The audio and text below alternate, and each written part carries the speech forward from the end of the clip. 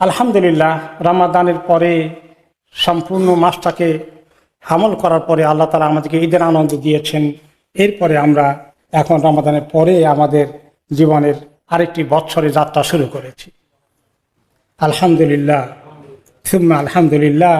এই রমাদান থেকে কত মানুষ বঞ্চিত হয়ে গেল। আমাদের সঙ্গে যারা ছিলেন তারা অল্পের জন্য অনেকেই মিস করেছেন। আল্লাহ তাআলা আমাদেরকে মাসটাকে কমপ্লিট করার সুযোগ দিয়েছেন। অনেকে আল্লাহ সুস্বাস্থ্যের সাথে প্রত্যেকটি রোজাকে আমল করার তৌফিক দিয়েছেন। যারা অসুস্থ ছিলেন ওদের কারণে নিশ্চয়ই আপনারা দোয়া করেছেন, সেটাই আপনাদের ইবাদত হিসেবে আল্লাহ তাআলা কবুল করবেন। ফিদিয়া দিয়ে থাকলেও আপনি রমাদান পেয়েছেন, এটা আপনার সৌভাগ্য। এখন আল্লাহ তাআলা আমাদেরকে এই যে রমাদান নিয়ে আসলেন, এত সুযোগ দিয়েছেন, এত উৎসাহ আনন্দ আমাদের মনে দিয়েছিলেন।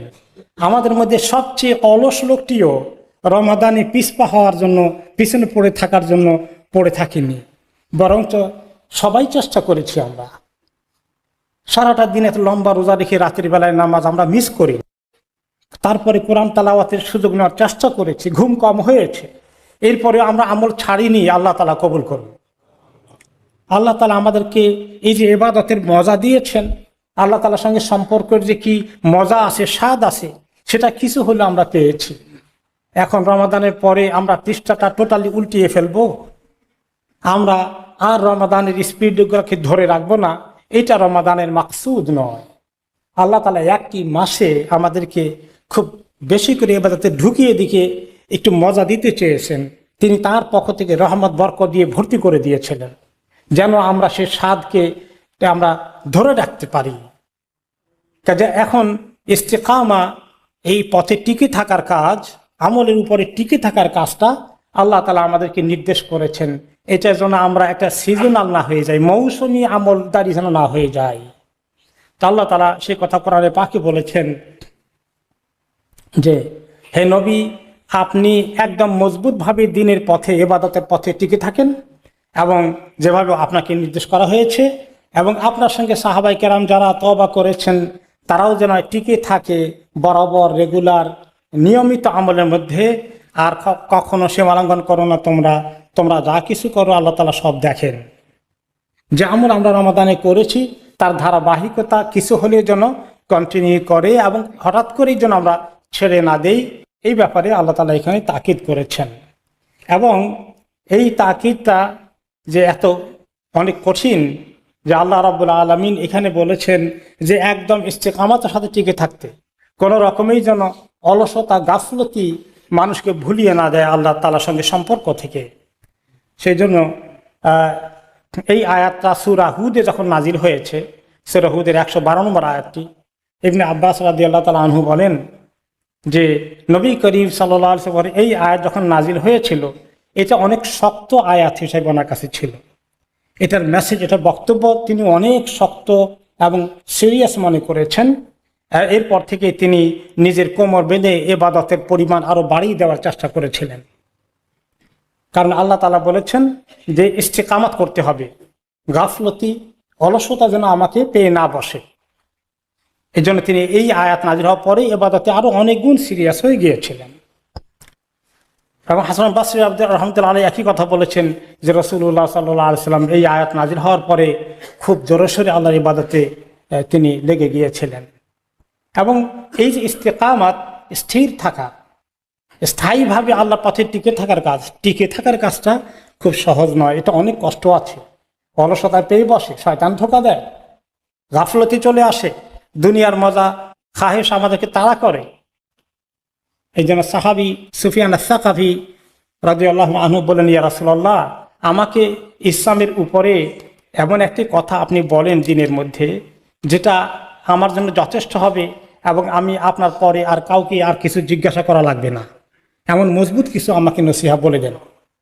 তিনি বলে দিলেন, তুমি বলো যে তুমি আল্লাহর উপর ঈমান এনেছ, যে আমি আল্লাহর উপর ঈমান এনেছি, আর এই কথার উপরে মজবুতভাবে টিকে থাকো।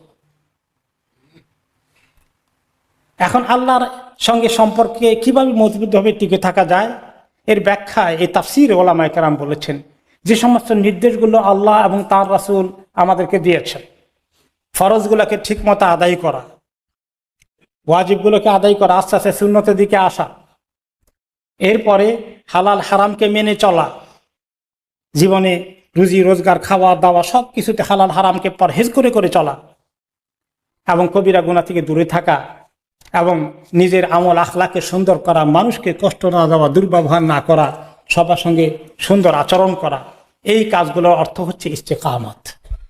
দিনের প্রত্যেকটি কাজ করে যাওয়াটাই হলো ইস্তেকামত, স্থিরভাবে দিনের উপর টিকে থাকে। আর এই মজবুতভাবে যে যত বেশি টিকে থাকবো তত বেশি তার শান আল্লাহর কাছে উঁচু হতে থাকবে, তত আল্লাহ তাআলার কাছে তার নাজাত নিশ্চিত হবে, তত জাহান্নাম তার থেকে দূরে চলে যাবে।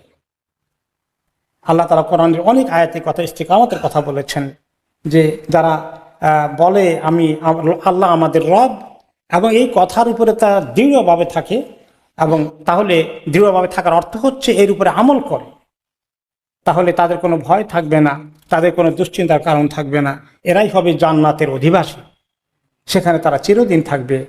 তাদেরকে পুরস্কার দেওয়া হবে যা তারা দুনিয়াতে কষ্ট করে মজবুতভাবে টিকে থেকে আমল করে গিয়েছে। মজবুতভাবে টিকে থাকার অনেক অর্থ আছে, সব অর্থ বলার সুযোগ নাই। একটা জিনিস, যখন আমাদের হালালের বাইরে হারামে হাত দিলে অনেক কিছু পাওয়ার সুযোগ থাকে, তখন দিনের পরে মজবুত করে টিকে থাকা অন্যতম ইস্তেকামত।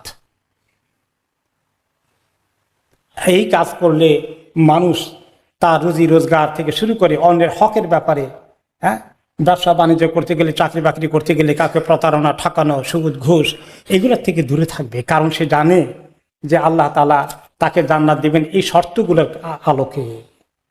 শুধু নেক আমল বাড়িয়ে দেওয়া নয়, গুনাহ থেকে দূরে থাকা, দুটোই ইবাদত। ইবাদতের দুটো দিক, আল্লাহ তাআলার ইবাদতে নিজেকে পরিমাণ আস্তে আস্তে বাড়ানো, নামাজ, রোজা, হজ, যাকাত ইত্যাদির মাধ্যমে। আরেকটা হচ্ছে হারাম, কবিরা গুনাহ এগুলোর থেকে দূরে থাকা, আল্লাহর হকের পাশাপাশি বান্দার হকগুলো সম্পর্কে সচেতন থাকা, কাউকে কষ্ট না দেওয়া। এই দুই রকমের আমলের মাধ্যমে বান্দা আল্লাহ তাআলার নৈকট্য অর্জন করবে। এই দুই রকমের আমলের মাধ্যমে তার ইস্তেকামত নিশ্চিত হবে।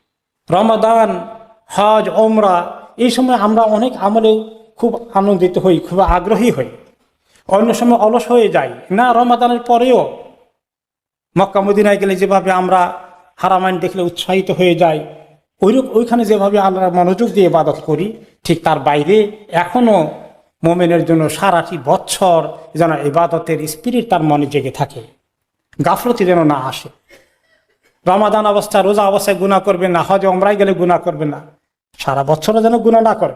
যে রাসূলুল্লাহ সাল্লাল্লাহু আলাইহি ওয়াসাল্লাম ইস্তেকামতের ব্যাখ্যা করেছেন, মানুষের অন্তরটা আর জবানটা যদি ঠিক থাকে তাহলে তার দিন ঠিক থাকবে।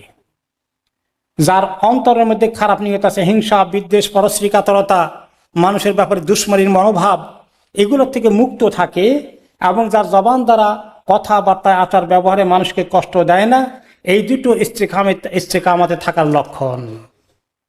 তার এই দুটো জিনিস ঠিক থাকলে তার সমস্ত শরীর ঠিক থাকবে, অঙ্গ প্রত্যঙ্গ, হাত পা সব ঠিক মতো চলবে। এখন আমরা আসি এই রমাদানের পরে কিভাবে আমরা আল্লাহ তাআলার এই ইস্তেকামত আমরা ধরে রাখতে পারি। আমাদের কিছু নিয়মিত আমলগুলোকে জারি রাখতে হবে। হঠাৎ করে আমরা আমল বাড়িয়ে দেব, হঠাৎ করে কমে যাবে, এইরকম উঠানামা যেন আমাদের জীবনে না হয়, এটা লক্ষণ ভালো না। এই জন্য রমাদানে অনেক বেশি, আর রমাদানের পরে একদম কোনো খবর নেই না। মসজিদগুলো জাগা হতো না ফরজ নামাজে, জামাতের মধ্যে, মাশাআল্লাহ। তো ফরজ নামাজের গুরুত্ব রমাদানের পরে কমে যায়, কোন কিতাবে লেখা আছে সেটা?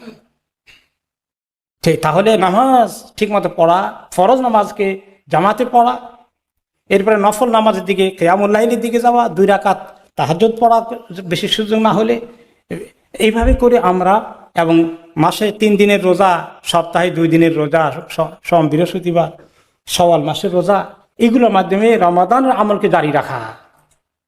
রমাদানের সিয়াম, রমাদানের কিয়াম রমাদানের পরেও জারি থাকবে। আল্লাহ তাআলা আমাদেরকে ইস্তেকামতের তৌফিক দান করুন।